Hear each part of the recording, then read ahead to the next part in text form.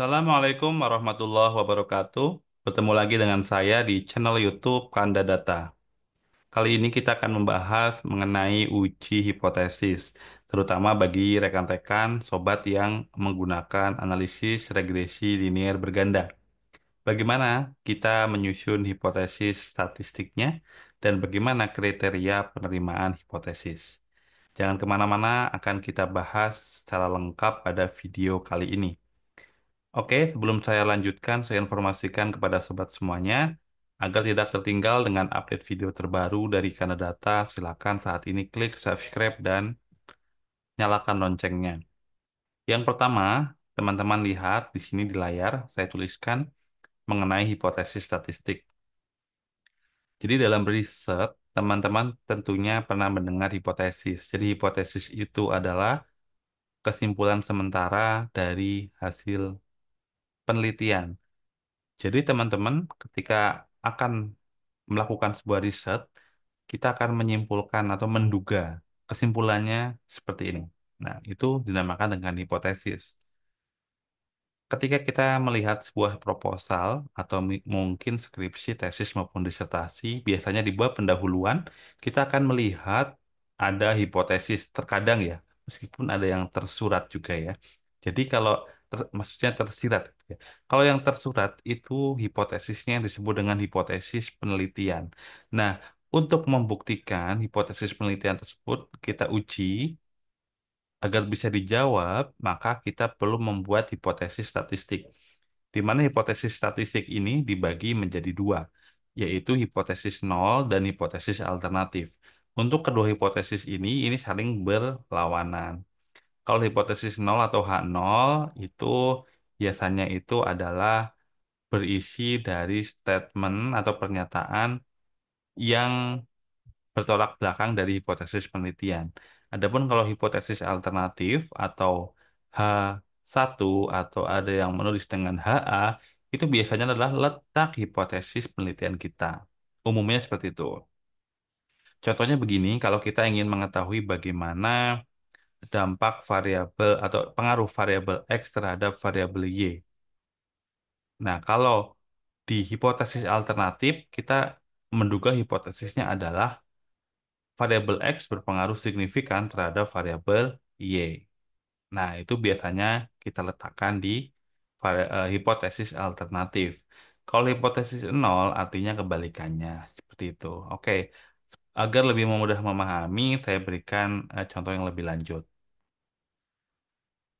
Nah, di sini di regresi linear berganda tentunya teman-teman tahu ya, jadi kita ada interpretasi itu untuk hipotesis statistik itu kita bisa melihat dari nilai F statistik atau F hitung dan juga kita bisa melihat dari nilai masing-masing koefisien dari variabel independen atau variabel bebas. Kalau untuk parameter koefisien dari masing-masing variabel bebas itu adalah bagaimana pengaruh masing-masing variabel secara parsial. Kalau kita ingin melihat secara bersama-sama atau secara serempak, artinya kita bisa melihat dari nilai F-nya, ya, F statistiknya yang di regresi itu ada di tabel ANOVA regresi. Oke, teman-teman kita lihat di sini kalau kita ingin menguji masing-masing koefisien dari regresi, kita bisa menuliskan seperti ini, H0 dan H1 ya. Jadi beta, BI itu menunjukkan parameter koefisien ya dari sampel ya. Misalkan di sini BI sama dengan 0. Nah, ini adalah bahasa tulisan statistiknya. BI sama dengan 0, artinya koefisien regresi tidak signifikan. Misalkan kita ingin melihat ada dua variabel bebas misalkan. X1 dan X2. Berarti kita cari yang X1 dulu. Berarti artinya tidak ada pengaruh variabel X1 misalkan apa, luas lahan misalkan terhadap Y. Misalkan terhadap Y itu adalah produksi. Nah, misalkan seperti itu. Jadi BI sama dengan nol atau hipotesis nol itu adalah yang tidak berpengaruh signifikan. Jadi variabel misalkan eh, tidak ada pengaruh yang signifikan apa namanya misalkan variabel yang kita amati misalkan terhadap variabel yang lain dengan asumsi variabel yang lain itu adalah tetap atau categories paribus itu adalah konsep umumnya. Nah, kalau hipotesis alternatif atau H1 itu adalah sebaliknya. Berarti BI tidak sama dengan nol. Artinya ada perbedaan. Ya, tidak sama dengan nol. Artinya terdapat pengaruh variabel X terhadap variabel Y. Dengan asumsi variabel yang lain konstan atau tetap atau ceteris paribus. Seperti itu ya. Kalau kita untuk yang koefisien regresi ini biasanya ada di bawah ANOVA regresi. Di situ ada nilai T statistik dan ada nilai p-value-nya ya, atau seperti itu ya. Atau kita bisa membandingkan juga dengan T-tabel. Nah, satu lagi, kalau kita ingin melihat untuk keseluruhan model, nanti penulisannya ada perbedaan. Kalau tadi penulisannya umum ya, umum digunakan.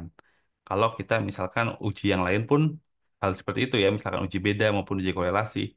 Nah, kalau untuk keseluruhan model regresi atau uji F yang tabel ANOVA regresi itu, nah kalau kita tulisnya seperti ini. H0 sama dengan B1, B2, titik-titik BK sama dengan 0. Artinya kita tulis semua ya. Jadi kalau misalkan variabelnya adalah bebasnya ada 5 berarti kita tulis sampai 5 B1, B2, B3, B4, B5 sama dengan 0.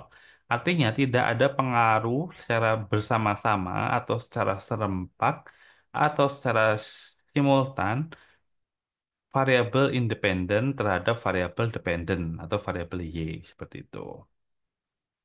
Lalu untuk penulisan hipotesis alternatifnya ini ini berbeda. Jadi ah, setidaknya satu BI tidak sama dengan nol. Ya, tulisannya begitu. Setidaknya minimal ada satu BI sama dengan nol. Nol. Kita tidak tahu misalkan B-nya ada 5 ya. Kita nggak tahu B1 atau B2, B3, B4 atau B5 yang berpengaruh signifikan, maka di sini dapat kita simpulkan bahwa ada pengaruh bersama-sama secara serempak variabel independen terhadap variabel dependen. Seperti itu, ya. Jadi kalau misalkan modelnya bagus, regresi linear berganda teman-teman, kalau misalkan ada satu variabel independen yang berpengaruh signifikan, nanti biasanya ini akan signifikan untuk uji F-nya. Karena minimal ada satu yang berpengaruh signifikan, ini atau BI tidak sama dengan nol, artinya ini nanti hipotesis alternatifnya yang akan diterima. Biasanya kasusnya seperti itu, ya. Umumnya seperti itu kalau modelnya adalah model yang baik ya. Model yang baik bisa kita lihat dari nilai R square-nya, kemudian dari uji asumsinya sudah memenuhi semuanya. Oke. Nah, lalu sesuai dengan judul di video ini, bagaimana kriterianya? Kriterianya ada dua cara yang dapat kita pilih. Yang pertama, kita bisa melihat dari nilai T hitung atau F hitung. Sekali lagi, teman-teman perlu memahami bahwa di sini untuk yang secara parsial, kita menggunakan yang bagian atas yang ini untuk uji hipotesis secara parsial. Kalau secara simultan atau secara bersama-sama atau secara serempak, kita menggunakan yang F tabel ini atau F hitung ini. Nah, pada prinsipnya sama. Kalau em, nilai T hitung lebih besar dari nilai T tabel atau titik kritisnya, ya, ya. Jadi kalau lebih besar dari T tabel atau ya p-value lebih kecil dari alpha, nah alpanya itu biasanya di setting 5% atau 0,05. Maka kita menolak hipotesis nol. Oke. Kalau T-nya lebih kecil sama dengan T tabel atau p-value lebih besar sama dengan alpha, maka gagal menolak H nol.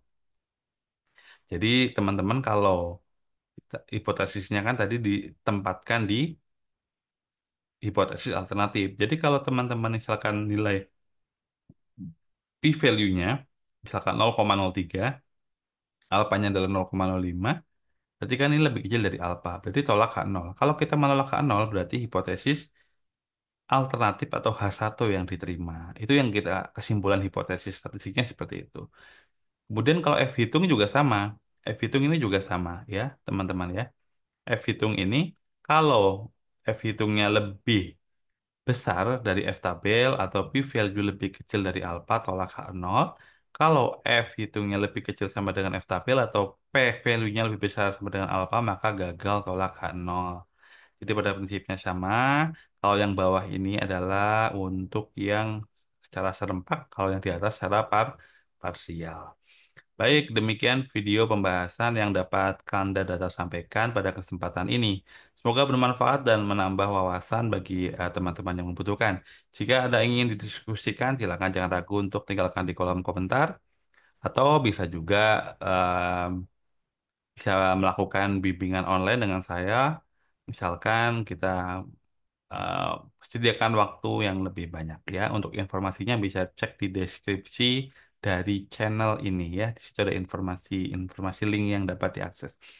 Oke, terima kasih atas perhatiannya telah menonton video ini.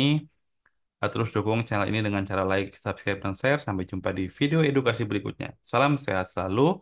Assalamualaikum warahmatullahi wabarakatuh.